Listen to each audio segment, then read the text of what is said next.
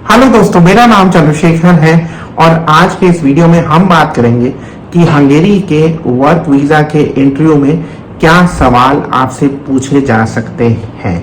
अब ये जो वीडियो है ये बेस्ड है जो हमारे सब्सक्राइबर्स हैं, हमारे एप्लीकेंट्स हैं, उनके एक्सपीरियंस के बेसिस। से पहले कि हम आगे बढ़े, मैं आपसे रिक्वेस्ट करूंगा कि आप हमारे YouTube चैनल को सब्सक्राइब कर लीजिए, क्योंकि मेरा पर्पस है आपको 100% जेन्युइन इन्फॉर्मेशन देना।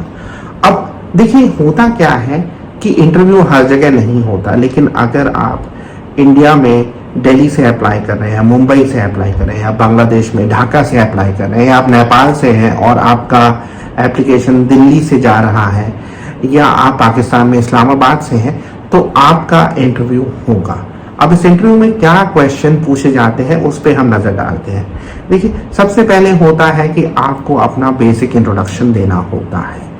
और एक चीज मैं आपको यहाँ पे बता देता हूँ, अगर आपको अंग्रेजी अच्छे से नहीं आती है तो आपको घबराने की जरूरत नहीं है, क्योंकि इंटरव्यू के दौरान एक इंटरप्रेटर या ट्रांसलेटर होता है।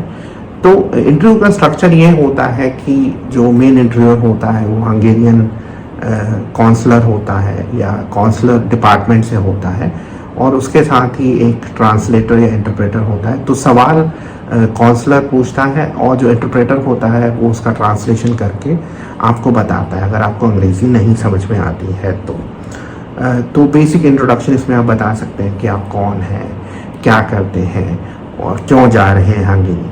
फिर जो दूसरा इम्पोर्टेंट सवाल है कि जिस कंपनी में आप काम करने के लिए जा रहे हैं उसका क्या नाम है, या आपके एम्प्लॉयर का क्या नाम है। ये आपको, अगर आप अपने कॉन्ट्रैक्ट पेपर्स या एम्प्लॉयमेंट लेटर देखेंगे तो उससे आपको पता चल जाएगा।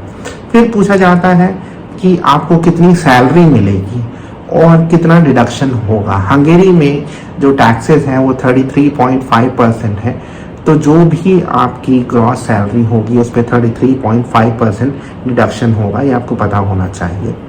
अब आपका वर्क प्लेस कहाँ पे लोकेटेड होगा, कि आप काम करने कहाँ पे जा रहे हैं, तो आप कहाँ पे बेस्ड होंगे काम करते हुए, ये आपको पता होना चाहिए। देन आप जहाँ पे रुकेंगे, यानी अपनी एकोमोडेशन से वर्क प्लेस पे कैसे ट्रैवल करें। अगर पास हो 10-15 मिनट का वॉक होता है वॉक कर सकते हैं, नहीं तो ट्रेन से, बस से कैसे जाएंगे, ये आपको पता होना चाहिए। फिर आपसे पूछा जाता है कि आपका कोई पुराना रिफ्यूज़ल है। आपको देखिए, इंटरव्यू के दौरान सच बोलना है, क्योंकि एक झूठ आपके वीज़ा को रिफ्यूज़ करवा सकता है। और मैंने ऐसे इंस्टेंसेस देखे हैं जहाँ पे हमारे सब्सक्राइबर्स ने अपना रिफ्यूज़ल लेटर हमसे शेयर किया।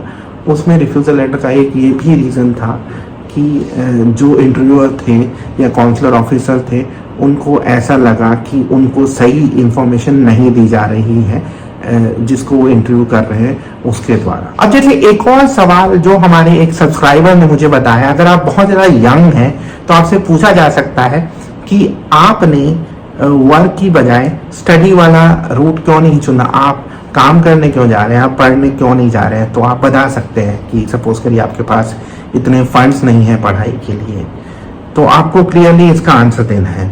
फिर बेसिकली ये भी पूछा जा सकता है आपकी स्टडीज़ के बारे में, अगर आप बहुत ज़्यादा यंग हैं कि आपने अपनी पढ़ाई कब कंप्लीट की है। फिर एक और सवाल है कि आपको इस कंपनी के बारे में कैसे पता चला, तो आप बता सकते हैं कि आपको इस कंपनी के बारे में किसने बताया, एजेंट ने या आपके फ्रेंड ने, या आपने फेसबुक में देखा था या यूट्यूब में देखा था। बेसिकली आपको सच बोलना बहुत ज़्यादा ज़रूरी है।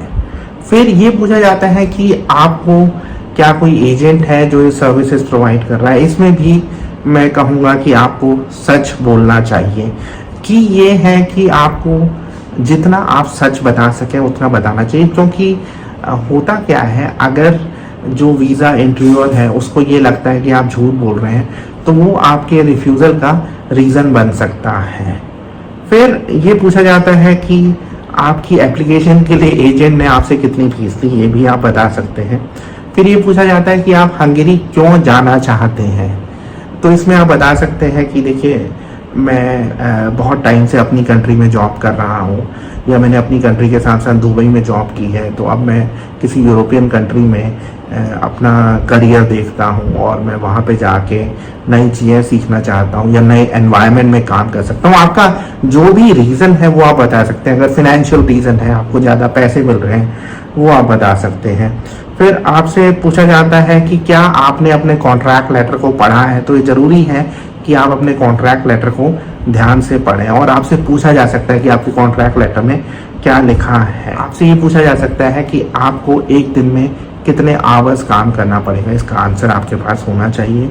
फिर ये पूछा जा सकता है कि आपका हेल्थ इंश्योरेंस है। तो आमतौर पे क्या होता है, जो एप्लीकेंट्स हैं, इनफैक्ट हम अपने एप्लीकेंट्स को भी 1 महीने का ट्रैवल इंश्योरेंस देते हैं, क्योंकि जो हंगेरी में कंपनीज हैं वो आपको हेल्थ इंश्योरेंस देती हैं एक बार आप वहाँ पे काम करना शुरू कर देते हैं। फिर ये पूछा जाता है कि क्या आप अपनी सभी अर्निंग्स इंडिया भेजेंगे या क्या करेंगे। अब ये आप अपने हिसाब से आंसर कर सकते हैं। ऑब्वियसली अगर इंडिया में आपके डिपेंडेंट हैं तो आप इंडिया भेजेंगे, अगर नहीं है तो उसे आप अपने हिसाब से आंसर कर सकते हैं। तो मेरा ये आपको मैसेज रहेगा कि आप अपने पेपर्स को ध्यान से पढ़िए और सभी क्वेश्चंस को ट्रूथफुली आंसर करिए। कोई इतना मुश्किल नहीं होता है, इंटरव्यू घबराने की कोई ज़रूरत नहीं है। अगर आपके कोई सवाल है हंगेरी में काम करने के बारे में, हंगेरी के वर्क वीज़ा के प्रोसेस के बारे में, तो आप मेरे साथ कंसल्टेंसी सेशन भी बुक कर सकते हैं। आपको ये वीडियो कैसे लगा कमेंट जरूर करिएगा। Thank you very much, bye.